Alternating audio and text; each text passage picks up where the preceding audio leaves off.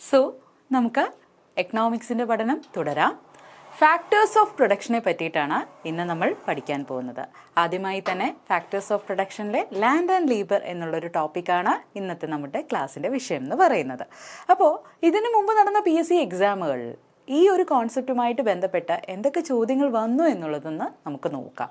ഉൽപാദന ഘടകങ്ങളുടെ ഡിമാൻഡ് ഏതാണ്? Direct demand, derive demand, demand, ഇവയെല്ലാം. ഇത് ഫയർ ആൻഡ് റെസ്ക്യൂ ഓഫീസർ എക്സാമിനേഷന് ചോദിച്ചിട്ടുള്ള ചോദ്യമാണ്. അടുത്തത് നമ്മുടെ ഡിഗ്രി പ്രിലിം സ്റ്റേജ് 1-ന് കഴിഞ്ഞ വർഷങ്ങളിൽ ചോദിച്ച മറ്റൊരു ചോദ്യമാണ്. Among the factors of production the passive ones include land, labour, capital, both land and capital. അപ്പോൾ ഈ ഒരു ചോദ്യങ്ങളുമായിട്ട് ബന്ധപ്പെട്ടിട്ടുള്ള നമ്മുടെ ഉത്തരം തരുന്ന ക്ലാസ് ആണ് ഇനി ഇവിടെ നടക്കാൻ പോകുന്നത്. അപ്പോൾ ആദ്യമായിട്ട് നമുക്ക് എന്താണ് പ്രൊഡക്ഷൻ എന്നുള്ളത് ഒന്ന് റിവൈൻഡ് ചെയ്ത് നോക്കാം. എന്താണ് പ്രൊഡക്ഷൻ? പ്രൊഡക്ഷൻ എന്ന് പറയുന്നത് സാധനങ്ങൾ ഉൽപ്പാദിപ്പിക്കുന്നു അല്ലെങ്കിൽ ഒരു പ്രോഡക്റ്റ് ഉണ്ടാക്കുന്ന പ്രോസസ്സിനെയാണ് പ്രൊഡക്ഷൻ എന്ന് പറയുന്നത്. അപ്പോൾ എന്താണ് SCERT ക്ലാസ് 6-ൻ്റെ അകത്ത് പ്രൊഡക്ഷൻ പ്രോസസ്സിനെ പറ്റി അവർക്ക് പറയാനുള്ളത് എന്നൊന്ന് നമുക്ക് നോക്കാം. What is production as per the SCERT book എന്നുള്ളതാണ് നമ്മളിവിടെ നോക്കുന്നത്. Production is the process of creating goods and services. എന്താണ്? Creation of goods and services to satisfy the human wants. മനുഷ്യന്മാരുടെ ആവശ്യങ്ങളെ സാറ്റിസ്ഫൈ ചെയ്യാനായിട്ടുള്ള സാധനങ്ങൾ ഉണ്ടാക്കുന്നതാണ് ആരുടെ ജോലി? പ്രൊഡക്ഷൻ്റെ ജോലി. Now what is product? Product is the result of the production process. Product എന്ന് പറയുന്നത് എന്താണ്? പ്രൊഡക്ഷൻ പ്രോസസ്സിൻ്റെ റിസൾട്ട് ആണെന്നാണ് ആര് പറയുന്നത്? നമ്മുടെ SCERT ക്ലാസ് 6 പറയുന്നത്. അപ്പോൾ ഓർമ്മിക്കുക, പ്രൊഡക്ഷൻ എന്താണെന്നും അതുപോലെ തന്നെ എന്താണ് പ്രോഡക്റ്റ് എന്നുള്ളതും SCERT ക്ലാസ് ബുക്കിൻ്റെ അകത്ത്, ടെക്സ്റ്റ് ബുക്കിൻ്റെ അകത്ത്, 6ാം ക്ലാസ്സിൻ്റെ ബുക്കിൻ്റെ അകത്ത് പറയുന്നതാണ്. ഇനി അതേപോലെ തന്നെ അതേ ക്ലാസ് ടെക്സ്റ്റ് ബുക്കിൽ മറ്റൊരു ആസ്പെക്റ്റ് പറയുന്നുണ്ട്. എന്തൊക്കെയാണ് ഫാക്ടേഴ്സ് ഓഫ് പ്രൊഡക്ഷൻ എന്നുള്ളത്? അപ്പോൾ അവർ പറയുന്നത് എന്താണ്? Factors of production can be classified into 4. 4 factors of production ഉണ്ട്. പ്രൊഡക്ഷനെ സഹായിക്കുന്ന ഫാക്ടേഴ്സ് ആയിട്ട് 4 കാര്യങ്ങളുണ്ട്. എന്തൊക്കെയാണ് ആ 4 കാര്യങ്ങൾ? ലാൻഡ് ഉണ്ട്, ലേബർ ഉണ്ട്, ക്യാപിറ്റൽ ഉണ്ട്, ഓർഗനൈസേഷൻ ഉണ്ട് അല്ലെങ്കിൽ ഓർഗനൈസർ ഉണ്ട് അല്ലെങ്കിൽ ഓൺട്രപ്രീന്യൂർ ഉണ്ട് എന്നുള്ളതാണ് SCERT പാഠപുസ്തകം പറഞ്ഞു തരുന്നത്. അടുത്തതായി നമുക്കൊന്ന് നോക്കാം ഈ ഫാക്ടേഴ്സ് ഓഫ് പ്രൊഡക്ഷൻ എന്നുള്ളൊരു കോൺസെപ്റ്റുമായിട്ട് ബന്ധപ്പെട്ട പ്രധാനപ്പെട്ട ആസ്പെക്റ്റുകൾ എന്തൊക്കെയാണെന്നുള്ളത്. അപ്പോൾ ആദ്യമായി തന്നെ പ്രൊഡക്ഷൻ എന്ന് പറയുന്നത് എന്താണ്? Production can be defined as the creation of goods and services for the fulfilment of human needs. നമ്മൾ ഓൾറെഡി അത് പറഞ്ഞു കഴിഞ്ഞു. ആൾക്കാരുടെ ആവശ്യങ്ങൾക്ക് വേണ്ടിയിട്ടുള്ള സാധനങ്ങൾ, ഗുഡ്സും സർവീസസും ഉണ്ടാക്കുന്നതാണ് എന്തിൻ്റെ ജോലി? പ്രൊഡക്ഷൻ്റെ ജോലി. അപ്പോൾ ആ പ്രൊഡക്ഷനിൽ നിന്ന് വരുന്ന ഔട്ട്പുട്ടിനെയാണ് നമ്മൾ എന്തെന്ന് വിളിക്കുന്നത്? പ്രോഡക്റ്റ് എന്ന് വിളിക്കുന്നത്. അപ്പോൾ ഈ പ്രൊഡക്ഷനെ സഹായിക്കുന്ന, ഈ പ്രൊഡക്ഷൻ പ്രോസസ്സിനെ സഹായിക്കുന്ന ഫാക്ടേഴ്സിനെയാണ് ഫാക്ടേഴ്സ് ഓഫ് പ്രൊഡക്ഷൻ എന്ന് വിളിക്കുന്നത്. അപ്പോൾ ഒരു കാര്യമുണ്ട്, പ്രൊഡക്ഷൻ നടക്കണമെങ്കിൽ നമുക്ക് ഫാക്ടേഴ്സ് ഓഫ് പ്രൊഡക്ഷൻ വേണം. ആ ഫാക്ടേഴ്സ് ഓഫ് പ്രൊഡക്ഷൻ വച്ചിട്ടാണ് നമ്മൾ എന്ത് ചെയ്യുന്നത്? ഔട്ട്പുട്ട് പ്രൊഡ്യൂസ് ചെയ്യുന്നു എന്നുള്ളൊരു കാര്യം പറയുന്നു. അപ്പോൾ ഔട്ട്പുട്ട് പ്രൊഡ്യൂസ് ചെയ്യണമെങ്കിൽ പ്രൊഡക്ഷൻ നടത്തുന്ന ഏതൊരാൾക്കും എന്ത് വേണം കയ്യിൽ? അവരുടെ കയ്യിൽ ക്യാപിറ്റൽ ഉണ്ടായിരിക്കണം, അവരുടെ കയ്യിൽ ലേബർ ഉണ്ടായിരിക്കണം. അവരുടെ കയ്യിൽ ക്യാപിറ്റൽ ഉണ്ടായിരിക്കണം, അവരുടെ കയ്യിൽ ലേബർ ഉണ്ടായിരിക്കണം, അവർക്ക് ആവശ്യത്തിന് ലാൻഡ് വേണം. ഇതെല്ലാം ഓർഗനൈസ് ചെയ്യാനായിട്ടൊരു ഓൺട്രപ്രീന്യൂർ അവരുടെ ഒപ്പം ഉണ്ടായിരിക്കണം. ഇത്രയും ആസ്പെക്റ്റാണ് നമ്മളിവിടെ കാണുന്നത്. ഇനി നമ്മുടെ ഒരു ആസ്പെക്റ്റ് നോക്കുകയാണെന്നുണ്ടെങ്കിൽ നമ്മൾ 4 തരത്തിലുള്ള ഫാക്ടേഴ്സ് ഓഫ് പ്രൊഡക്ഷനെ പറ്റി പറഞ്ഞു. ഈ 4 തരത്തിലുള്ള ഫാക്ടേഴ്സ് ഓഫ് പ്രൊഡക്ഷൻ, അതായത് ലാൻഡ്, ലേബർ, ക്യാപിറ്റൽ, ഓൺട്രപ്രീന്യൂറിനെ എക്കണോമിസ്റ്റുകൾ വീണ്ടും എന്ത് ചെയ്തിട്ടുണ്ട്? ഡിവിഷൻ പറഞ്ഞിട്ടുണ്ട്. അപ്പോൾ ഇവർ പറയുന്നത് എന്താണെന്ന് വെച്ചാൽ ലാൻഡും ലേബറും ഈ 2 ഫാക്ടേഴ്സും ഉപയോഗിച്ചിട്ട് നമുക്ക് എന്ത് ചെയ്യാൻ പറ്റും? ക്യാപിറ്റൽ ക്രിയേറ്റ് ചെയ്യാൻ പറ്റും. അവരുദ്ദേശിക്കുന്നത് എന്താണെന്ന് വെച്ച് കഴിഞ്ഞാൽ, ഇപ്പോൾ ഒരു മെഷീൻ ഉണ്ടാക്കണം എന്നുണ്ടെങ്കിൽ നമുക്ക് ലേബർ വച്ചിട്ട് നമുക്കൊരു മെഷീൻ ഉണ്ടാക്കാനായിട്ട് പറ്റും അല്ലേ? അതുപോലെ തന്നെ ഒരു രൂപയുടെ നിർമ്മാണത്തിനും എല്ലാം നമുക്കൊരു ലേബറിൻ്റെ ആവശ്യമുണ്ട്. പണ്ട് മാർക്സ് പറഞ്ഞിട്ടുണ്ട്, ലോകത്തുള്ള എല്ലാ ക്യാപിറ്റലും ഒരു തരത്തിൽ നോക്കുകയാണെങ്കിൽ ഡെഡ് ലേബർ ആണെന്ന് അദ്ദേഹം പറഞ്ഞിട്ടുണ്ട് അല്ലേ? അതായത് എന്ത് ഉണ്ടാക്കണം എന്നുണ്ടെങ്കിലും അതിന് ലേബറിൻ്റെ ഒരു ആവശ്യമുണ്ട് എന്നുള്ളൊരു കാര്യം നമ്മൾ ഓർമ്മിക്കണം. അതുപോലെ തന്നെ ഓൺട്രപ്രീന്യൂർ ആരാണെന്നാണ് പറയുന്നത്? ഓൺട്രപ്രീന്യൂർ എന്ന് പറഞ്ഞു കഴിഞ്ഞാൽ ഒരു ഹ്യൂമൻ റിസോഴ്സ് ആണ്. Who performs and controls the business. അതായത് അദ്ദേഹം ഒരു മനുഷ്യനാണ്, അയാളുടെ ജോലി എന്താണ്? He is actually coordinating the entire economic activities of production. ഇതെല്ലാം കോർഡിനേറ്റ് ചെയ്യുന്ന, ഇതിനെല്ലാം മാനേജ് ചെയ്യുന്ന ഒരു ഇന്നോവേഷൻ എല്ലാം ഉള്ള ഒരാളെയാണ് നമ്മൾ എന്തെന്ന് പറയുന്നത്? ഓൺട്രപ്രീനുവർ എന്ന് പറയുന്ന കോൺസെപ്റ്റിൽ പറയുന്നത്. അപ്പോൾ അങ്ങനെ നോക്കുകയാണെങ്കിൽ ലാൻഡും ലേബറുമാണ് നമ്മളെ സംബന്ധിച്ച് പ്രൈമറി ഫാക്ടേഴ്സ് ഓഫ് പ്രൊഡക്ഷൻ. കാരണം ഇത് രണ്ടും വെച്ചിട്ട് നമുക്ക് എന്ത് ചെയ്യാൻ പറ്റും? ക്യാപിറ്റൽ ഉണ്ടാക്കാൻ പറ്റും. പിന്നെ ഇതേ ലേബർ തന്നെയാണ് ആരായിട്ട് മാറുന്നത്? ആ ലേബർ എന്ന് പറയുന്ന ഒരു വ്യക്തി ആയിരിക്കുമല്ലോ, അയാൾക്ക് തന്നെ എന്തായിട്ട് മാറാനുള്ള ഒരു സവിശേഷതയുണ്ട്, ഒരു ഓൺട്രപ്രീനുവർ ആയിട്ട് മാറാനുള്ള ഒരു സവിശേഷതയുണ്ട്. അപ്പോൾ ലാൻഡിനെയും ലേബറിനെയും നമ്മൾ പ്രൈമറി ഫാക്ടേഴ്സ് ഓഫ് പ്രൊഡക്ഷൻ എന്ന് വിളിക്കുന്നു. ഒപ്പോൾ നമ്മുടെ ഓൺട്രപ്രീനുവർ ആൻഡ് ക്യാപിറ്റൽ എന്നുള്ള ഒരു കോൺസെപ്റ്റ്, ഫാക്ടേഴ്സ് ഓഫ് പ്രൊഡക്ഷനെ നമ്മൾ സെക്കൻഡറി ഫാക്ടേഴ്സ് ഓഫ് പ്രൊഡക്ഷൻ എന്ന് വിളിക്കുന്നു. അങ്ങനെ ഫാക്ടേഴ്സ് ഓഫ് പ്രൊഡക്ഷൻ രണ്ട് തരത്തിലുണ്ട്, പ്രൈമറി ഫാക്ടേഴ്സ് ഓഫ് പ്രൊഡക്ഷനും സെക്കൻഡറി ഫാക്ടേഴ്സ് ഓഫ് പ്രൊഡക്ഷനും. പ്രൈമറി ഫാക്ടേഴ്സ് ഓഫ് പ്രൊഡക്ഷൻ എന്ന് പറയുന്നത് ലാൻഡ് ആൻഡ് ലേബർ ആണ്. അതേസമയം ക്യാപിറ്റലും ഓൺട്രപ്രീനുവറുമാണ് സെക്കൻഡറി ഫാക്ടേഴ്സ് ഓഫ് പ്രൊഡക്ഷൻ എന്ന് പറയുന്നത്. ഇനി അടുത്തൊരു ആസ്പെക്റ്റ് നമുക്ക് നോക്കാം. എന്താണ് അടുത്ത ആസ്പെക്റ്റ് എന്ന് പറയുന്നത്? നമ്മുടെ എക്കണോമിയിൽ എപ്പോഴാണ് നമ്മൾ തൊഴിലാളികളെ നമുക്ക് എപ്പോഴാണ് ആവശ്യം വരുന്നത്? ഇപ്പോൾ ഒരു ബേക്കറി നടത്തുന്ന ആൾ, അവിടെ നന്നായിട്ട് ബേക്കറിയുടെ സാധനങ്ങൾ വിറ്റ് പോകുമ്പോൾ അയാൾക്ക് വീണ്ടും ഒരു കുക്കിൻ്റെ ആവശ്യമുണ്ട്. അല്ലെങ്കിൽ ഒരു ഫാക്ടറി നടത്തുന്നു, അവിടെ ധാരാളം ആൾക്കാർ വന്ന് ആ ഫാക്ടറി പ്രൊഡ്യൂസ് ചെയ്യുന്ന ഔട്ട്പുട്ട് വാങ്ങിക്കുന്ന ഒരു ടെക്സ്റ്റൈൽ ഫാക്ടറി ആണെങ്കിൽ ടെക്സ്റ്റൈൽ വാങ്ങിക്കാൻ ആളുണ്ടെങ്കിൽ നാച്ചുറലി അവിടെ തയ്യൽക്കാരുടെ ആവശ്യം വേണ്ടി വരും. അപ്പം നമ്മൾ കാണുന്നത് എന്താണ്? എപ്പോഴാണോ നമ്മുടെ demand for goods and services കൂടുന്നത് അപ്പോഴൊക്കെ ഫാക്ടേഴ്സ് ഓഫ് പ്രൊഡക്ഷന് ഡിമാൻഡ് കൂടുന്നു. എപ്പോഴൊക്കെയാണോ അത് കുറയുന്നത്, ഫാക്ടേഴ്സ് ഓഫ് പ്രൊഡക്ഷനും അപ്പോഴൊക്കെ ഡിമാൻഡ് കുറയുന്നു.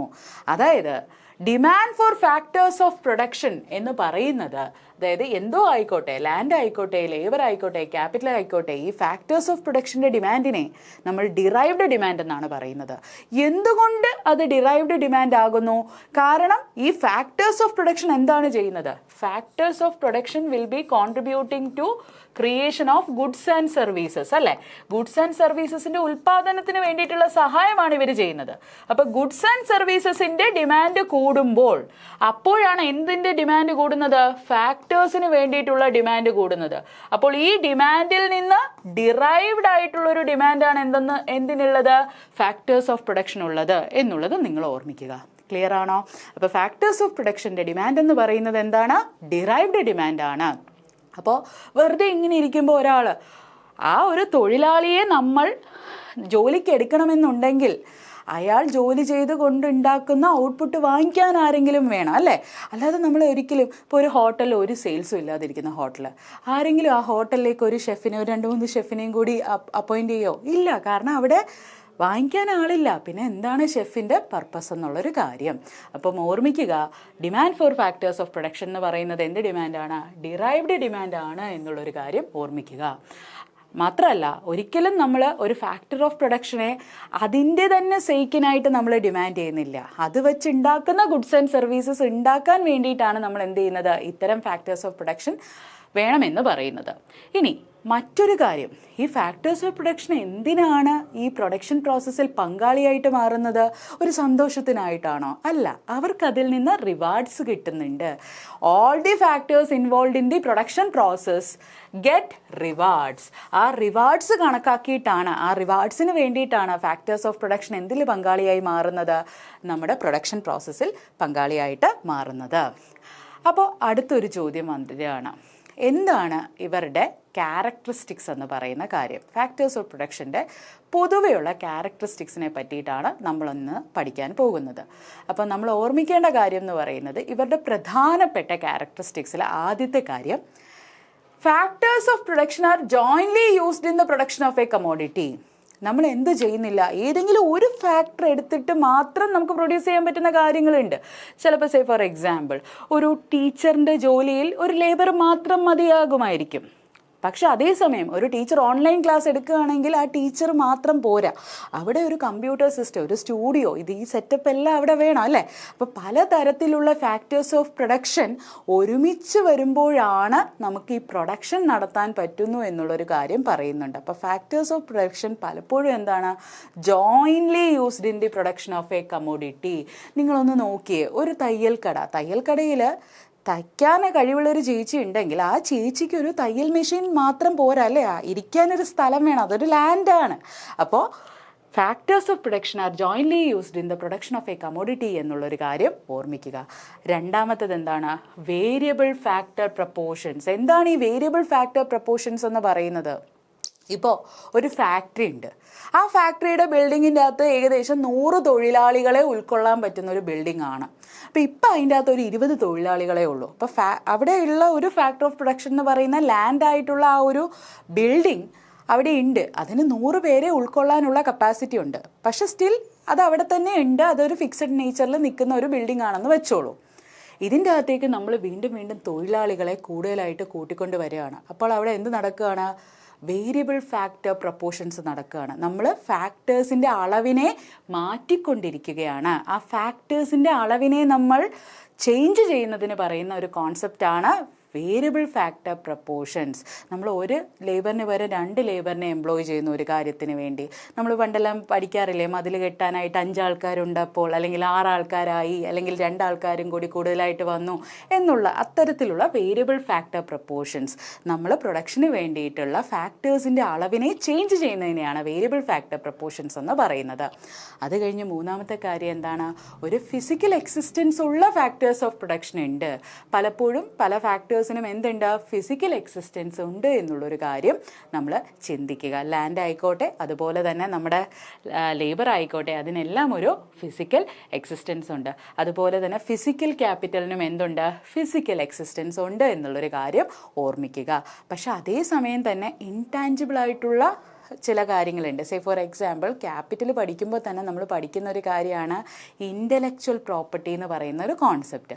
ഇൻ്റലക്ച്വൽ പ്രോപ്പർട്ടി എന്ന് പറയുന്നത് ഇൻടാഞ്ചിബിൾ ആണ്, അതിൻ്റെ ഫിസിക്കൽ എക്സിസ്റ്റൻസ് ഉണ്ടാവണം എന്നില്ല. പക്ഷെ പൊതുവേ എന്ന് പറയുമ്പോൾ ജനറലായിട്ട് ഫാക്ടേഴ്സ് ഓഫ് പ്രൊഡക്ഷൻ എന്ത് നമ്മൾ കാണുന്നുണ്ട്? ഒരു ഫിസിക്കൽ എക്സിസ്റ്റൻസ് ഉണ്ട് എന്നുള്ളത് നമ്മൾ കാണുന്നുണ്ട്. അതുപോലെ തന്നെ നമ്മൾ ഈ ഫാക്ടേഴ്സിൻ്റെ എല്ലാം സർവീസസ് ഉപയോഗിക്കുന്നുണ്ട്. ഓരോ ഫാക്ടറും ഓരോ രീതിയിലുള്ള സർവീസാണ് നമുക്ക് തരുന്നത്. ഒരു മെഷീൻ നമ്മുടെ പ്രൊഡക്ഷനെ കുറച്ചും കൂടി എഫിഷ്യൻസി ആക്കുന്നു, നമ്മുടെ ടൈം യൂസിനെ കുറച്ചും കൂടി കുറയ്ക്കുന്നു. അതുപോലെ തന്നെ ലേബർ കുറേ രീതിയിലുള്ള വാല്യൂ ഇൻകോർപ്പറേഷൻ ഒരു പ്രൊഡക്ഷൻ്റെ അകത്ത് ചെയ്യുന്നു. അപ്പോൾ യൂസ് ഓഫ് ഫാക്ടേഴ്സ് സർവീസസ് എന്നുള്ളതാണ് മറ്റൊരു ക്യാരക്ടറിസ്റ്റിക് ഫീച്ചേഴ്സ് ഓഫ് നമ്മുടെ ഫാക്ടേഴ്സ് ഓഫ് പ്രൊഡക്ഷൻ. അടുത്തത് എന്താണ്? Demand for A factor of production derived ആണ്. അത് നമ്മൾ ഓൾറെഡി കണ്ടതാണ്. Demand for any factor of production is derived. അപ്പോൾ ഈ പറഞ്ഞ ക്യാരക്ടറിസ്റ്റിക്സ് ആണ് ഏറ്റവും ഇമ്പോർട്ടൻ്റ് ആയിട്ടുള്ളൊരു ക്യാരക്ടറിസ്റ്റിക്സ്. അടുത്തത് എന്താണ്? All factors of production are not equally mobile. അത് നിങ്ങൾക്ക് തന്നെ അറിയാം. ഞാനിപ്പോൾ ഒരു കട നടത്തുകയാണ്. ആ കടയിൽ ഒരു മെഷീൻ ഞാൻ സ്ഥാപിച്ചു. എൻ്റെ കട എന്ന് പറയുന്നത് സേ ഫോർ എക്സാമ്പിൾ റബ്ബർ ഷീറ്റിനെ ഒന്ന് നേരെയാക്കി കട്ടെല്ലാം ചെയ്ത് തരുന്ന ഒരു മെഷീനുള്ളൊരു കടയാണ്. ആ മെഷീൻ്റെ മൊബിലിറ്റി എന്ന് പറയുന്നത് ഓക്കെ, അത് മൊബൈലാണ്. പക്ഷെ അതേസമയം എൻ്റെ കടയിലേക്ക് ഞാൻ ഒരാളിനെ അപ്പോയിൻ്റ് ചെയ്തു, അയാൾ കുറച്ച് നാൾ എൻ്റെ കടയിൽ നിന്നിട്ട് അയാൾ മാറിപ്പോയി. So that labour is also having mobility, that machine is also having mobility. പക്ഷേ അതിൻ്റെ ആ മൊബിലിറ്റിയുടെ രീതി അല്ലെങ്കിൽ അതിനെടുക്കുന്ന സമയമെല്ലാം വ്യത്യസ്തപ്പെട്ടിരിക്കും. എന്താണ് മൊബിലിറ്റി എന്ന് പറയുന്നത്? ഒരു ഫാക്ടർ ഓഫ് പ്രൊഡക്ഷൻ ഒരു സ്ഥലത്തുനിന്ന് മറ്റൊരു സ്ഥലത്തേക്ക് പോകാനുള്ള അവരുടെ ഒരു അവസ്ഥയെ നമ്മൾ പറയുന്ന കോൺസെപ്ച്വലൈസ് ചെയ്യുന്ന വേർഡാണ് മൊബിലിറ്റി എന്ന് പറയുന്നത്. അപ്പോൾ എല്ലാ ഫാക്ടേഴ്സ് ഓഫ് പ്രൊഡക്ഷനും ഒരുപോലെ മൊബൈലല്ല. ഏറ്റവും നല്ല എക്സാമ്പിൾ, ഞാനൊരു ലേബറാണ്, ഞാനൊരു ടീച്ചറാണ്. എനിക്കിപ്പോൾ ഇന്ന് US പോയി പഠിപ്പിക്കണം എന്ന് തോന്നിക്കഴിഞ്ഞാൽ എനിക്ക് പോകാനായിട്ട് ധാരാളം റെസ്ട്രിക്ഷൻസ് ഉണ്ട്. അപ്പം ലേബർ മൊബിലിറ്റി അവിടെ എന്താ പ്രശ്നം? അവിടെ റെസ്ട്രിക്റ്റഡ് ആണ് ലേബർ എന്നുള്ള നിലയിലുള്ള എൻ്റെ മൊബിലിറ്റി. അതേപോലെ തന്നെ ചിലപ്പം മറ്റൊരു രാജ്യത്ത് കണ്ടുപിടിച്ച ഒരു ടെക്നോളജി, ഒരു ക്യാപിറ്റൽ, ഒരു മെഷീൻ, അത് ഇന്ത്യയിലേക്ക് ഇറക്കുമതി ചെയ്യാൻ ചില മെഷീൻസ് നമുക്ക് എളുപ്പമായിട്ട് ഇറക്കുമതി ചെയ്യാൻ പറ്റും, ചിലത് നമുക്ക് അത്ര പെട്ടെന്നൊന്നും ഇറക്കുമതി ചെയ്യാനായിട്ട് പറ്റണമെന്നില്ല. അപ്പം മൊബിലിറ്റി എന്താണ്? എല്ലാ ഫാക്ടേഴ്സ് ഓഫ് പ്രൊഡക്ഷനും ഈക്വലായിട്ടുള്ള ഒരു മൊബിലിറ്റി ഉണ്ടാവണമെന്നില്ല എന്നുള്ളൊരു പോയിൻ്റാണ് അടുത്ത നമ്മുടെ ക്യാരക്ടറിസ്റ്റിക് എന്ന് പറയുന്നത്. അപ്പോൾ ഇനി അടുത്തത് നമ്മളൊരു കോൺസെപ്റ്റാണ് ലാൻഡ്. ഫാക്ടേഴ്സ് ഓഫ് പ്രൊഡക്ഷനിലെ ആദ്യത്തെ കോൺസെപ്റ്റാണ് എന്തെന്ന് പറയുന്നത്? ലാൻഡ്. അപ്പോൾ എന്താണ് ലാൻഡ് എന്ന് പറഞ്ഞു കഴിഞ്ഞാൽ പൊതുവെ എല്ലാ തരത്തിലുമുള്ള natural resources which are used in the production process is known as land. So what is land? All natural resources used in the production process are implied in the term land. അപ്പോൾ ഈ എർത്തിലുള്ള എല്ലാ റിസോഴ്സസിനെയും നമ്മൾ എന്തായിട്ട് കരുതുന്നു? ലാൻഡായിട്ട് കരുതുന്നു എന്നുള്ളതാണ് ഇവിടെ ഓർക്കേണ്ട കാര്യം. ഇനി ലാൻഡാണ് ഏറ്റവും ഫണ്ടമെൻ്റൽ ആയിട്ടുള്ള പ്രൈമറി ഫാക്ടർ ഓഫ് പ്രൊഡക്ഷൻ. ഏറ്റവും ഫണ്ടമെൻ്റൽ ആയിട്ടുള്ള പ്രൈമറി ഫാക്ടർ ഓഫ് പ്രൊഡക്ഷൻ എന്താണ്? ലാൻഡ് തന്നെയാണ്. അടുത്തത് എന്താണ്? ഞാൻ ഓൾറെഡി പറഞ്ഞ കാര്യമാണ്. All natural resources found on the surface in the atmosphere and underground of the earth are considered as land in terms of production. ഇപ്പോൾ ചിലപ്പോഴെല്ലാം നമ്മൾ മിനറൽസ് എക്സ്ട്രാക്ട് ചെയ്യും. അത് സർഫസ് ഓഫ് ദി എർത്ത് ആവണം എന്നില്ല, അത് അണ്ടർഗ്രൗണ്ടിലായിരിക്കും ഉണ്ടാവുന്നത്. But it is still considered to be part of എന്താണ്? ലാൻഡിൻ്റെ പാർട്ടായിട്ടാണ് നമ്മളതിനെ കാണുന്നത്. അതുകൊണ്ട് തന്നെയാണ് മൈനിങ്ങിനെയും മറ്റും നമ്മൾ പ്രൈമറി ആയിട്ടുള്ളൊരു സെക്ടറായിട്ട് എക്കണോമിയിൽ കണക്കാക്കുന്നത്. സോ ലാൻഡ് എന്ന് പറയുന്നത് എന്താണ്? എല്ലാ natural resources that belong to the earth which is used in the production process is considered to be land. അടുത്തത് എന്താണ്? ഈ നാച്ചുറൽ റിസോഴ്സസിൽ എന്തൊക്കെ ഉൾപ്പെട്ടിരിക്കുന്നു? Soil, water, forest, air, minerals, coal, snow, wildlife, seas എല്ലാം തന്നെ ലാൻഡ് എന്നുള്ളൊരു ആസ്പെക്റ്റിൻ്റെ അകത്ത് നമ്മൾ ചേർത്ത് വയ്ക്കുന്നതാണ്. അടുത്തത് എന്താണ് നമ്മൾ പറയുന്നത്? ലാൻഡിന് എന്താണ് കിട്ടുന്ന റിവാർഡ്? ലാൻഡിന് കിട്ടുന്ന റിവാർഡാണ് എന്ത്? റെൻറ്റ്. ലാൻഡിന് കിട്ടുന്ന റിവാർഡിൻ്റെ പേരെന്താണ്? റെൻറ്റ്. നമുക്ക് തന്നെ അറിയാം, നമുക്കൊരു ഭൂമിയുണ്ട്. ആ ഭൂമി നമ്മൾ ആർക്കെങ്കിലും കൊടുക്കുകയാണെങ്കിൽ ആ ഭൂമിക്ക് അവരെന്ത് തരും? എന്തെങ്കിലും നമ്മളിപ്പോൾ വാടകയ്ക്ക് കൊടുക്കുകയാണെങ്കിൽ നമുക്ക് അവർ വാടക തരും, അല്ലേ? അപ്പോൾ ആ വാടകേനെയാണ് നമ്മൾ എന്തെന്ന് പറയുന്നത്? റെൻറ്റ് എന്ന് പറയുന്നത്. ചില ബുക്കുകളിലെല്ലാം റെൻ്റൽ ഇൻകം എന്നെല്ലാം പറയുന്നുണ്ട്. അത് നിങ്ങൾ കാര്യമാക്കേണ്ട. റെൻ്റൽ ഇൻകം എന്ന് പറഞ്ഞാലും റെൻ്റ് എന്ന് പറഞ്ഞാലും എല്ലാം ലാൻഡിന് കിട്ടുന്ന റിവാർഡാണെന്നുള്ളത് ഓർത്തിരുന്നാൽ മതി. ഇനി അടുത്തൊരു ആസ്പെക്റ്റ് എന്ന് പറയുന്നത് ലാൻഡിൻ്റെ കുറച്ച് പ്രത്യേകതകളെ പറ്റി നമുക്ക് നോക്കാം. അതായത് characteristics of land as a factor of production എന്താണെന്നുള്ളത് നമ്മൾ നോക്കുകയാണ്. ഒന്ന്, ലാൻഡിൻ്റെ കാര്യത്തിലുള്ളൊരു വലിയ ക്യാരക്ടറിസ്റ്റിക് ഫീച്ചർ എന്താണ്? ലാൻഡിൻ്റെ അവൈലബിലിറ്റി ഫിക്സഡ് ആണ്, അല്ലേ? നമുക്കൊരിക്കലും ലാൻഡിനെ ഇൻക്രീസ് ചെയ്യാൻ പറ്റില്ല. ഈ ഭൂമിയിൽ എത്ര ലാൻഡ് ഉണ്ടോ അത്രയും ലാൻഡ് ഇവിടെ ഉള്ളൂ. നമുക്ക് എന്ത് ചെയ്യാൻ പറ്റത്തില്ല? ലാൻഡിനെ ആവശ്യക്കാരൻ്റെ ഒരു രീതിക്കനുസരിച്ച് സപ്ലൈ കൂട്ടാനായിട്ടുള്ളൊരു സ്കോപ്പ് ലാൻഡിൻ്റെ കാര്യത്തിലില്ല. ലാൻഡിൻ്റെ അവൈലബിലിറ്റി അല്ലെങ്കിൽ ലാൻഡിൻ്റെ സപ്ലൈ എന്ന് പറയുന്നത് ഏറെക്കുറെ എന്താണ്? ഫിക്സഡ് ആയിട്ടുള്ളൊരു കാര്യമാണ് എന്നുള്ളത് ഓർമ്മിക്കുക. നമുക്ക് ലാൻഡിനെ വേണമെന്നുണ്ടെങ്കിൽ വീണ്ടും വീണ്ടും ഉപയോഗിക്കാം. അതുകൊണ്ടാണ് ഇപ്പോൾ ഇന്ത്യയിൽ ലാൻഡ് ലിമിറ്റഡ് ആണ്. അപ്പോൾ എന്ത് പറ്റും? ഇതേ ലാൻഡിൽ വേണം ഇവിടെ പാവപ്പെട്ടവർക്ക് ജീവിക്കാനുള്ള വീടുകൾ ഉണ്ടാക്കേണ്ടത്. ഇതേ ലാൻഡ് വെച്ചിട്ടാണ് അഗ്രികൾച്ചറൽ പ്രൊഡക്ഷൻ ചെയ്യേണ്ടത്. അപ്പോൾ ഒരു വലിയ പ്രോബ്ലമാണ്. ലാൻഡിൻ്റെ അകത്ത് ആൾക്കാർ അതിന് വേണ്ടിയിട്ട് അങ്ങോട്ടും ഇങ്ങോട്ടും അടികൂടുന്ന ഒരു അവസ്ഥയിലേക്ക് നമ്മൾ എത്തുന്നു. ഒരു കൂട്ടർക്ക് അവിടെ ഫ്ലാറ്റുകൾ കെട്ടിപ്പൊക്കണം, വേറൊരു കൂട്ടർക്ക് ജീവിക്കാനുള്ള ലാൻഡ് വേണം, വേറൊരു കൂട്ടർക്ക് കൃഷി ചെയ്യാനുള്ള ലാൻഡ് വേണം. അപ്പം ലാൻഡ് എന്തുകൊണ്ടാണ് എപ്പോഴും ഒരു കണ്ടസ്റ്റേഷൻ ഓഫ് സ്ട്രഗിൾ ആയിട്ട് മാറുന്നത്? പലപ്പോഴും പല സ്ട്രഗിൾസിൻ്റെയും അടിസ്ഥാനം തന്നെ ലാൻഡാണ്. കാരണം ലാൻഡ് ഫിക്സഡ് ആണ് എന്നുള്ളൊരു കാര്യം നിങ്ങൾ ഓർത്തിരുന്നാൽ മതി. എത്രമാത്രം ഡിമാൻഡ് കൂടി എന്ന് പറഞ്ഞിട്ട് നമുക്കതിൻ്റെ സപ്ലൈ കൂട്ടാൻ പറ്റാത്തൊരു റിസോഴ്സാണ് എന്തെന്ന് പറയുന്നത്? ലാൻഡ് എന്ന് പറയുന്നത്. രണ്ടാമത്തെ ആസ്പെക്റ്റ് എന്താണ്? ലാൻഡിന് ഇമ്മൊബിലിറ്റി ഉണ്ട്. എന്താണ് ഈ ഇമ്മൊബിലിറ്റി എന്ന് പറയുന്നത്? നമുക്ക് ഇപ്പോൾ ശരി ഇന്ത്യയിൽ ലാൻഡില്ല, കുറച്ച് ലാൻഡ് സൗത്ത് ആഫ്രിക്കയിൽ നിന്ന് എടുക്കാം എന്ന് പറഞ്ഞ് അവിടെ നിന്ന് ഇങ്ങോട്ടേക്ക് ലാൻഡ് എടുത്ത് മാറ്റാൻ പറ്റുമോ നമുക്ക്? അല്ല, കേരളത്തിന് ലാൻഡ് കുറവാണ് എന്ന് കരുതി ഞാൻ കുറച്ച് ലാൻഡ് രാജസ്ഥാനിൽ ധാരാളം ലാൻഡ് കിടക്കുന്നു അവിടെ നിന്ന് ഇങ്ങോട്ടേക്ക് എടുക്കാം എന്ന് പറഞ്ഞ് നമുക്ക് എടുക്കാനായിട്ട് പറ്റത്തില്ല. Because it cannot be physically transported from one place to another. Land is immovable. Why immovable? Because it cannot be physically transported from one place to another. അതാണ് ലാൻഡിൻ്റെ രണ്ടാമത്തെ ഫീച്ചർ എന്ന് പറയുന്നത്, ഇമ്മൊബിലിറ്റി എന്ന് പറയുന്ന കോൺസെപ്റ്റ്. അടുത്തത് എന്താണ് നമ്മൾ പഠിക്കാൻ പോകുന്നത്? അടുത്ത ആസ്പെക്റ്റ് എന്ന് പറയുന്നത് അതൊരു primary and passive factor of പ്രൊഡക്ഷനാണ്.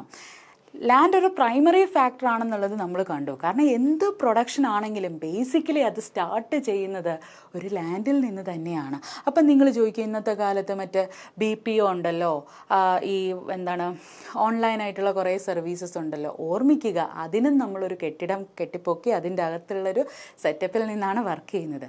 അപ്പോൾ പലപ്പോഴും land is a primary factor of production because almost every production starts from there. അടുത്തത് എന്താണ്? It provides the base and the raw materials for all other economic activities. എല്ലാ economic ആക്ടിവിറ്റീസിനും വേണ്ടിയിട്ടുള്ള base കൊടുക്കുന്നു, അതിന് വേണ്ടിയിട്ടുള്ള അവർക്ക് വേണ്ടിയിട്ടുള്ള ഇൻപുട്സ് ആയിട്ടുള്ള റോ മെറ്റീരിയൽസ് എല്ലാം ലാൻഡ് കൊടുക്കുന്നു. Land is also a passive factor. ഒരു പാസീവ് ഫാക്ടറായിട്ടാണ് നമ്മൾ എന്തിനെ കരുതുന്നത്? ലാൻഡിനെ കരുതുന്നത്. അപ്പോൾ എന്താണ് ഈ പാസീവ് ഫാക്ടർ എന്ന് പറയുന്നത്? പാസീവ് ഫാക്ടർ ഓഫ് പ്രൊഡക്ഷൻ എന്ന് പറഞ്ഞു കഴിഞ്ഞാൽ ആ ഫാക്ടർ ഓഫ് പ്രൊഡക്ഷന് ഒറ്റയ്ക്ക് നിന്ന് സ്വയം ഒരു കാര്യം ഉൽപ്പാദിപ്പിക്കാൻ പറ്റത്തില്ല. It cannot produce anything on its own ആണ് പാസീവ് ഫാക്ടർ. എന്താണ് passive factor? What you mean by passive factor?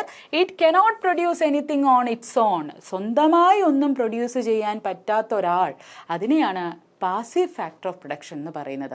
അപ്പോൾ ലാൻഡിന് നാച്ചുറലി ആരുടെ ആവശ്യമുണ്ട്? മറ്റ് ഫാക്ടേഴ്സ് ഓഫ് പ്രൊഡക്ഷനെയും കൂടി സഹായം എടുത്തിട്ടാണ് ലാൻഡ് എന്ത് ചെയ്യുന്നത്? പ്രൊഡക്ഷൻ്റെ പങ്കാളിയായിട്ട് മാറുന്നത്. അതായത് ഒരു പാടം വെറുതെ കിടക്കുന്നു, ആ പാടത്ത് വെറുതെ കിടന്നു കഴിഞ്ഞാൽ അവിടെ നെല്ലുണ്ടാവില്ല. ആ നെല്ലുണ്ടാവണം എന്നുണ്ടെങ്കിൽ അവിടെ നമ്മൾ എന്ത് ചെയ്യണം? വിത്ത് വിതയ്ക്കാൻ ഒരു ലേബർ വേണം. അതുപോലെ തന്നെ നമ്മൾ ആ പാടത്തിൻ്റെ അകത്ത് പ്ലഫിങ്ങും മറ്റും ചെയ്യാനായിട്ടുള്ള എക്യുപ്മെൻറ്റ്സ് വേണം. ഇതെല്ലാം ഉണ്ടാവുമ്പോഴാണ് ആ പാടത്ത് എന്തുണ്ടാവുന്നത്? നെല്ലുണ്ടാവുന്നത്. അതുകൊണ്ടാണ് നമ്മൾ എന്ത് പറയുന്നത്? അതൊരു പാസീവ് ഫാക്ടർ ഓഫ് പ്രൊഡക്ഷൻ എന്ന് പറയുന്നത്. അപ്പം ലാൻഡ് എന്താണ്? ലാൻഡ് ഒരു പ്രൈമറി ഫാക്ടർ ഓഫ് പ്രൊഡക്ഷനാണ്, ലാൻഡ് ഒരു പാസീവ് ഫാക്ടർ ഓഫ് പ്രൊഡക്ഷൻ ആണെന്നുള്ളത് ഓർമ്മിക്കുക. അടുത്തത് എന്താണ്? ഹെട്രോജിനിറ്റി. എന്താണ് ഹെട്രോജിനിറ്റി എന്ന് പറയുന്നത്? ലാൻഡ് പല തരത്തിലുണ്ട്. പലതരം എന്നുള്ള ഒരു അർത്ഥമാണ്, എന്ന് വെച്ചാൽ ഡിഫറെൻ്റ് ആയിട്ടുള്ള ട്രേറ്റ്സ് ഉള്ളത് എന്നുള്ളതാണ് ഹെട്രോജിനിറ്റി എന്നുള്ള വാക്കിൻ്റെ അർത്ഥം. ഹെട്രോജിനിറ്റി simply implies that there are different traits, there are different characteristics എന്നുള്ളൊരു ആസ്പെക്റ്റിലാണ് നമ്മൾ പറയുന്നത്. അപ്പം ലാൻഡ് ഹോമോജിനസ് അല്ല. ഹോമോജിനസ് എന്ന് പറഞ്ഞു കഴിഞ്ഞാൽ എന്താണ്? സിമിലർ അല്ല. Land is not similar. Homogeneous എന്ന് പറഞ്ഞു കഴിഞ്ഞാൽ ഓർമ്മിക്കുക, സിമിലർ എന്നാണ് ഹോമോജിനസ് എന്നുള്ളൊരു വാക്കിൻ്റെ അർത്ഥം. ലാൻഡ് എന്തല്ല? ഹോമോജിനസ് അല്ല, ലാൻഡ് സിമിലർ അല്ല. അപ്പം ലാൻഡ് സിമിലർ അല്ല എന്ന് നമ്മൾ എന്തുകൊണ്ടാണ് പറയുന്നത്? ബിക്കോസ് ലാൻഡിൻ്റെ ക്വാളിറ്റി ഡിഫർ ചെയ്യുന്നുണ്ട്. It differs in quality. എങ്ങനെയാണ് ലാൻഡിൻ്റെ ക്വാളിറ്റി ഡിഫർ ചെയ്യുന്നത്? കാരണം നമുക്കറിയാം പല ലാൻഡിൻ്റെ ടൈപ്സ് ഉണ്ട് അല്ലേ? ലാൻഡ് ടൈപ്സ് പലതരത്തിലുണ്ട്. ലാൻഡിൻ്റെ ഫെർട്ടിലിറ്റി പലതരത്തിലുണ്ട്. ലൊക്കേഷൻ അതിനൊരു ഇമ്പോർട്ടൻ്റ് ആയിട്ടുള്ളൊരു ഘടകമാണ്. The locational attributes of land determine so many features associated with the land. അതുപോലെ തന്നെ പലതരത്തിലുള്ള ലാൻഡിൽ പലതരത്തിലുള്ള നാച്ചുറൽ റിസോഴ്സസ് ആണ് ഉള്ളത്. നമുക്കറിയാം, ചിലപ്പോഴെല്ലാം നമ്മൾ പഠിച്ചിട്ടുള്ള ഒരു കാര്യമാണ്. നമ്മുടെ ഓഷൻ്റെ ആഴക്കടലിലേക്ക് നമ്മൾ പോകുന്ന സമയത്ത് നമ്മൾ അവിടെ എന്ത് കാണുന്നുണ്ട്? പോളിമെറ്റാലിക് നോഡ്യൂൾസ് കാണുന്നുണ്ട്. റിസോഴ്സസ് അവിടെയുമുണ്ട്. അതുപോലെ തന്നെ ചില രാജ്യങ്ങളുടെ ഏറ്റവും വലിയ കാര്യം എന്താ? അവരുടെ ലാൻഡിനുള്ളിൽ ധാരാളം മിനറൽസ് ഉള്ള രാജ്യങ്ങളുണ്ട്, ധാരാളം നാച്ചുറൽ റിസോഴ്സസ് ഉള്ള നാടുകളുണ്ട് അല്ലേ? അപ്പം നിങ്ങൾ ഓർമ്മിക്കേണ്ട കാര്യം എന്താണ്? Land differs in quality because of their ഫെർട്ടിലിറ്റിയുടെ ടേംസ് നോക്കട്ടെ, അതുപോലെ ലൊക്കേഷണൽ ആട്രിബ്യൂട്ട്സ് നോക്കിയാൽ അതിൻ്റെ അകത്ത് എത്രമാത്രം നാച്ചുറൽ റിസോഴ്സസ് ഉണ്ട്, ഇതെല്ലാം നോക്കുമ്പോൾ ലാൻഡ് ഡിഫർ ചെയ്യുന്നുണ്ട്. അപ്പോൾ ഫെർട്ടിലിറ്റി എന്നുള്ളത് ശരിയാണ്, തനതായിട്ടുള്ള നല്ല രീതിയിൽ ഫെർട്ടൈൽ ആയിട്ടുള്ള സോയിൽസ് ഉണ്ട്. പക്ഷെ നമുക്കെല്ലാം എന്ത് ചെയ്യാനായിട്ട് പറ്റുന്നുണ്ട്? ഈ അടുത്ത കാലത്ത് നമ്മൾ ഫെർട്ടിലിറ്റീനെ ഇമ്പ്രൂവ് ചെയ്യാനായിട്ട് ധാരാളം കാര്യങ്ങൾ ചെയ്യുന്നുണ്ട്. എങ്ങനെയാണ് ഇമ്പ്രൂവ് ചെയ്യാനായിട്ട് നമ്മൾ ശ്രമിക്കുന്നത്? നമ്മൾ കൃത്യമായിട്ട് ഇറിഗേഷൻ അവിടെ കൊടുക്കാനായിട്ട് നോക്കും അല്ലേ? അതുപോലെ തന്നെ നമ്മൾ അവർക്ക് ആവശ്യത്തിന് ഫെർട്ടിലൈസേഴ്സ് കൊടുക്കാൻ നോക്കും. അപ്പോൾ ഫെർട്ടിലൈസേഴ്സും ഇറിഗേഷനും വരുന്നതോടുകൂടി തന്നെ ലാൻഡിൻ്റെ എന്ത് കൂടുകയാണ്? ഫെർട്ടിലിറ്റി ഇംപ്രൂവ്ഡ് ആവാനായിട്ടുള്ളൊരു ചാൻസ് ഉണ്ട്. പക്ഷെ ഒരു പ്രശ്നമുണ്ട്. എന്താണ് പ്രശ്നം? അമിതമായാൽ അമൃതം വിഷം. എക്സസീവായിട്ട് യൂസ് ഓഫ് ഫെർട്ടിലൈസേഴ്സ് വന്നു കഴിഞ്ഞാൽ അത് ലാൻഡിൻ്റെ ഉള്ള ഫെർട്ടിലിറ്റിയും കൂടി നശിപ്പിച്ച് കളയും. അതുപോലെ തന്നെ ലാൻഡ് മറ്റൊരു പ്രതിസന്ധിയും നേരിടുന്നുണ്ട്. നമുക്കറിയാം ഡീഫോറസ്ട്രേഷൻ. എന്താണ് ഡീഫോറസ്ട്രേഷൻ എന്ന് പറയുന്നത്? ഉള്ള ഫോറസ്റ്റുകളെ നമ്മൾ നശിപ്പിക്കുകയാണ്, അതിനെ വെട്ടിമാറ്റുകയാണ്. അപ്പോൾ ഡീഫോറസ്ട്രേഷൻ വരുമ്പോൾ നാച്ചുറലി എന്ത് പറ്റും? ലാൻഡിൻ്റെ ഏറ്റവും വലിയ ഘടകമായിട്ടുള്ള സോയിലിനെ, അത് സോയിൽ ഇറോഷനെ കൂട്ടാനായിട്ട്, അതിൻ്റെ ആക്കം കൂട്ടാനായിട്ട്, അതിൻ്റെ പ്രഷർ കൂട്ടാനായിട്ട് സഹായിക്കുന്നുണ്ട്. എന്താ? ഡീഫോറസ്ട്രേഷൻ. അതുകൊണ്ട് തന്നെ നമ്മൾ എന്തിനു വേണ്ടിയിട്ടാണ് പല ഗവൺമെൻറ്റ്സും ഇപ്പോൾ ശ്രമിക്കുന്നത്? അഫോറസ്ട്രേഷൻ, ഫോറസ്ട്രേഷൻ്റെ പ്രവണത കൂട്ടാൻ. ഡീഫോറസ്ട്രേഷൻ എഗൻസ്റ്റ് ആയിട്ടുള്ള ഒരു കോൺസെപ്റ്റാണ് എന്താ? അഫോറസ്ട്രേഷൻ എന്ന് പറയുന്നത്. അതുപോലെ തന്നെ ഇറോഷൻ ഓഫ് സോയിലും ഇതെല്ലാം ലാൻഡിനെ എന്ത് ചെയ്യുന്നുണ്ട്? നല്ല രീതിയിൽ എഫക്റ്റ് ചെയ്യുന്നുണ്ട്. ലാൻഡിൻ്റെ ആ പ്രൊഡക്ടിവിറ്റീനെ അവരങ്ങോട്ട് കുറയ്ക്കുന്നുണ്ട് എന്നുള്ളൊരു കാര്യം ഓർമ്മിക്കുക. ഇനി അടുത്തത് law of diminishing marginal returns. എന്താണ് ഈ law of diminishing marginal returns എന്ന് പറയുന്നത്? Law of diminishing marginal returns പറയുന്നത് എന്താണെന്ന് വെച്ച് കഴിഞ്ഞാൽ, ഒരു ഫാക്ടർ ഓഫ് പ്രൊഡക്ഷൻ ഉണ്ട്. ഇപ്പം ഞാനൊരു പ്രൊഡക്ഷൻ നടത്തുന്നു, ഞാനൊരു പാടത്ത് പ്രൊഡക്ഷൻ നടത്തുകയാണ്. ഓക്കെ, അപ്പോൾ ഈ പാടം ഫിക്സഡ് ആണെന്ന് നിങ്ങൾക്കറിയാം. This land is fixed. Land എന്നുള്ള ഫാക്ടർ ഓഫ് പ്രൊഡക്ഷൻ അവിടെ ഫിക്സ്ഡ് ആണ്. ഇതിൽ ഒരു ലേബറിനെ ഞാൻ കൊണ്ടുവന്നു, ആ ഒരു ലേബർ അവിടെ വർക്ക് ചെയ്യണം. അപ്പോൾ അയാൾ ഈ ഒരു ലാൻഡിൽ വന്നപ്പോൾ അയാൾ ഒരു ഔട്ട്പുട്ട് ഉണ്ടാക്കി. ഞാൻ പറയുകയാണ്, അയാളൊരു 800 യൂണിറ്റ് എന്തെങ്കിലും അയാൾ പ്രൊഡ്യൂസ് ചെയ്തു എന്ന് വെച്ചോളൂ. ഓക്കെ, അപ്പം ഞാൻ ഒരു ലേബറിനെയും കൂടി ഇവിടെ ആഡ് ചെയ്തു. അപ്പോൾ ഒരു ലേബറിനെയും കൂടി ആഡ് ചെയ്തപ്പോൾ എന്ത് പറ്റി? 3 ലാൻഡ് കിടക്കല്ലേ, അതിൻ്റെ അകത്ത് ഒരാളല്ലേ വർക്ക് ചെയ്യാനുള്ളൂ, ഞാൻ ഒരാളെയും കൂടി അങ്ങോട്ടുകൊണ്ട് ആഡ് ചെയ്തു. അപ്പം നാച്ചുറലി അവിടുത്തെ എന്ത് കൂടും? പ്രൊഡക്ഷൻ 800-ൽ നിന്ന് 1000 യൂണിറ്റ് ആയിട്ട് അടുത്ത തവണ കൂടി. അപ്പം ഞാൻ വീണ്ടും ഒരാളെയും കൂടി ആഡ് ചെയ്തു, 1000-ൽ നിന്ന് ഒരു 1100 കൂടുന്നു അല്ലേ, പ്രൊഡക്ഷൻ കൂടുകയാണ്. വീണ്ടും ഞാൻ ആളിനെ ഇത് ചെയ്തു, ഒരാളെയും കൂടി വെച്ചു. അപ്പോൾ 1100 എന്നുള്ളത് 1150 പ്രൊഡക്ഷൻ കൂടുകയാണ്.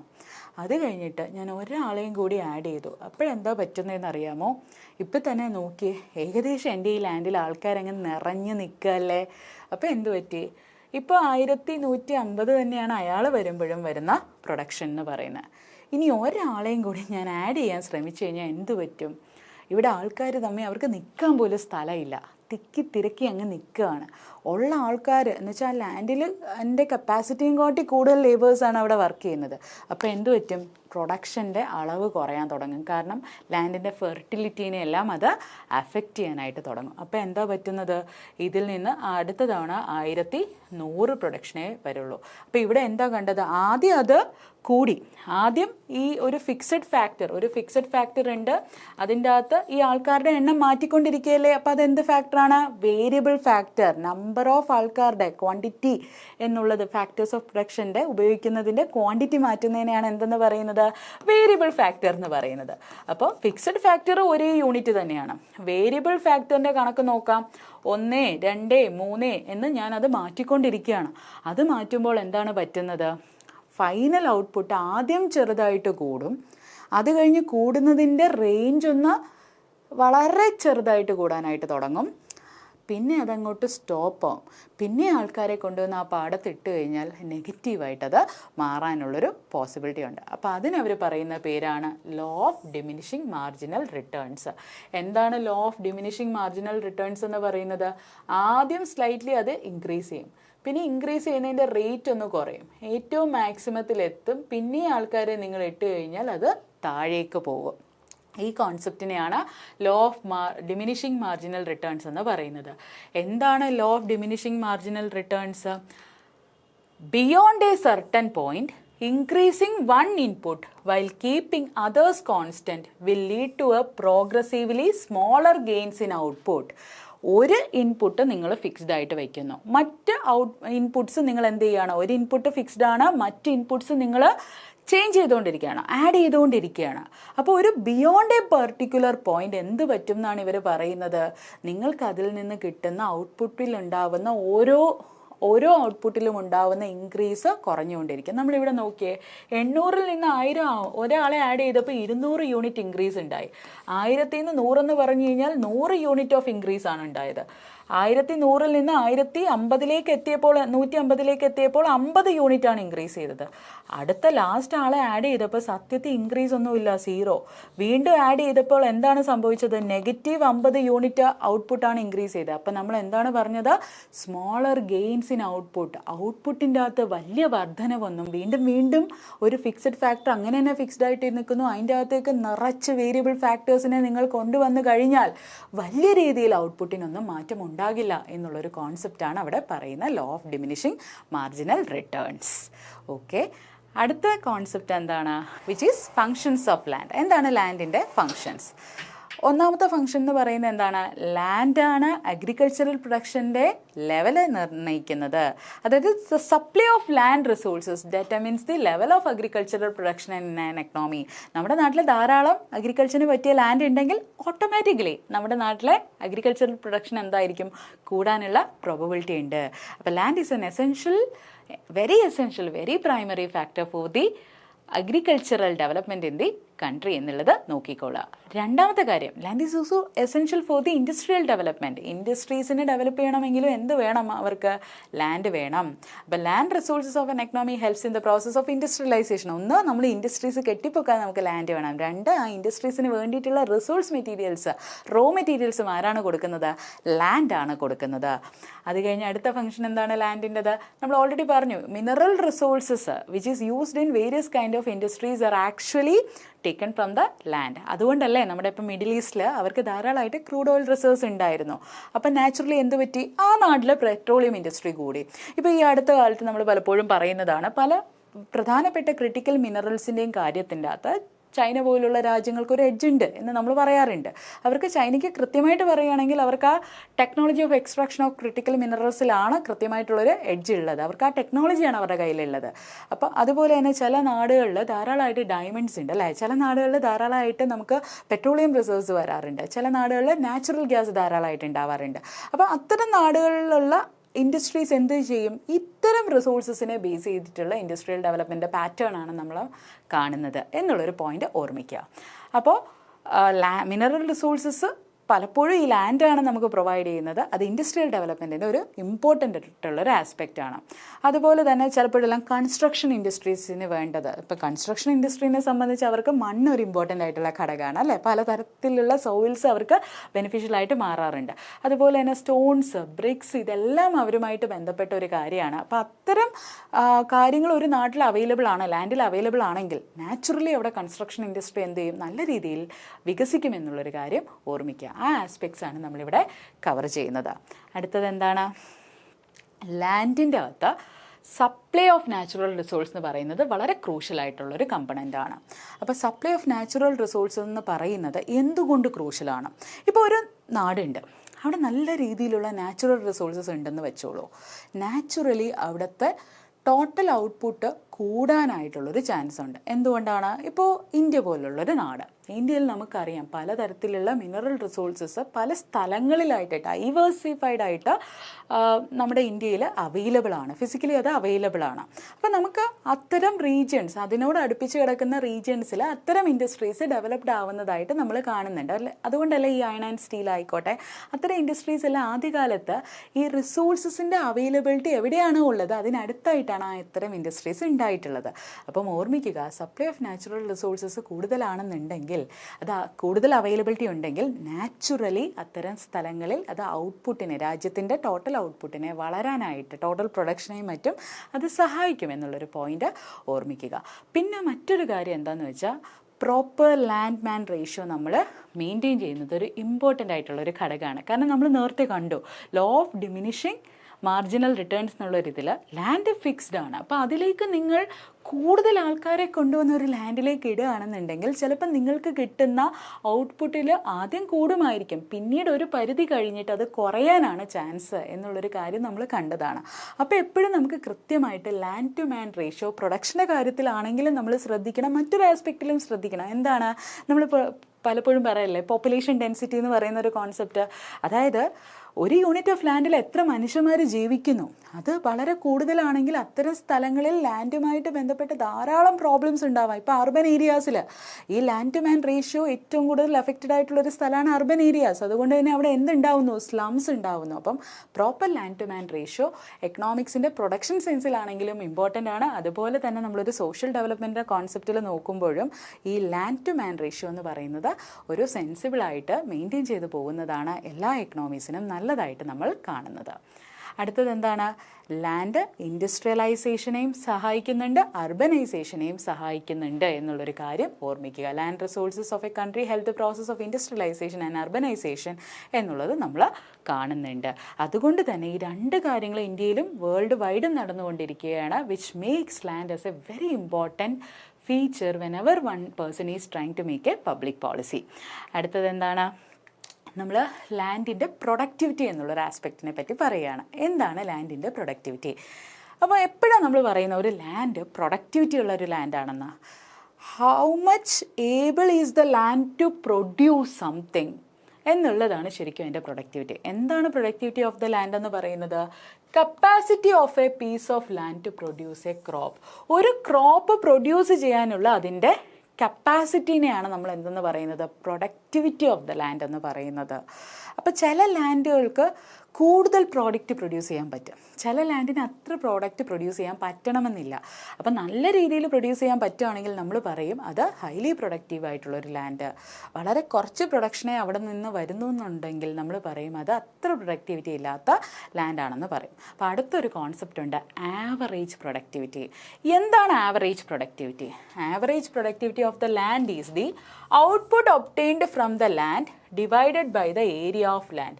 അതായത് നിങ്ങളൊരു ലാൻഡിൽ നിന്ന് 800 യൂണിറ്റ് ഔട്ട്പുട്ട് കിട്ടി. സേ ഫോർ എക്സാമ്പിൾ ഇതൊരു കുഞ്ഞു ലാൻഡ്, എ എന്ന് പറയുന്നൊരു ലാൻഡ്. ഇതൊരു ബി എന്ന് പറയുന്ന ലാൻഡ്. ഏത് ലാൻഡിനാണ് ഏരിയ കൂടുതൽ? നിങ്ങൾ കണ്ടു, ബിക്കാണ് ഏരിയ കൂടുതൽ. ഞാൻ പറഞ്ഞു എന്നും എനിക്ക് 800 യൂണിറ്റ് ഔട്ട്പുട്ട് കിട്ടി, ബിന്നും എനിക്ക് 800 യൂണിറ്റ് ഔട്ട്പുട്ട് കിട്ടി. അപ്പോൾ ഇതിൻ്റെ അർത്ഥം എന്താ?